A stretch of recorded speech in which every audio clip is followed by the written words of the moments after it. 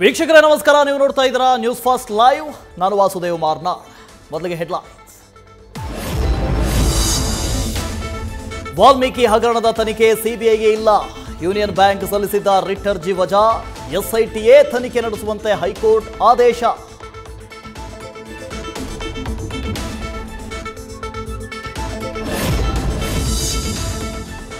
ವೇಗವಾಗಿ ಬಂದು ಬೈಕ್ ಸವಾರ ಸೇರಿ 2 ಬೈಕ್ಗಳಿಗೆ ಡಿಕ್ಕಿ. ನಂತರ 3-4 ಪಲ್ಟಿ ಹೊಡೆದ ಹೊಂಡಾ ಕಾರು. ಪವಾಡ ಸದೃಶವಾಗಿ ಪಾರಾದ ಚಾಲಕ ಸನನ್. ಬೈಕ್ ಸವಾರ ಪುತ್ತೂರಿನ ಆಸ್ಪತ್ರೆಗೆ ದಾಖಲು.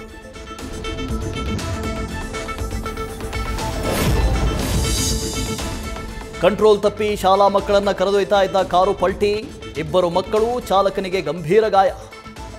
ಮಂಗಳೂರಿನಲ್ಲಿ ನಡೆದ ಅಪಘಾತದ ಸಿಸಿಟಿವಿ ದೃಶ್ಯ ಲಭ್ಯ.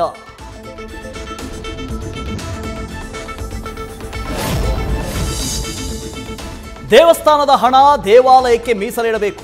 ಮುಜರಾಯಿ ಇಲಾಖೆಯಿಂದ ಶೀಘ್ರದಲ್ಲೇ ದೇವಸ್ಥಾನಗಳ ಬಳಿ ನಾಮಫಲಕ ಅಳವಡಿಕೆ. ಹುಂಡಿ ಹಣ ಅನ್ಯ ಧರ್ಮೀಯರಿಗೆ ನೀಡಲಾಗ್ತಿದೆ ಎಂಬ ವದಂತಿ ಹಿನ್ನೆಲೆ ಕ್ರಮ.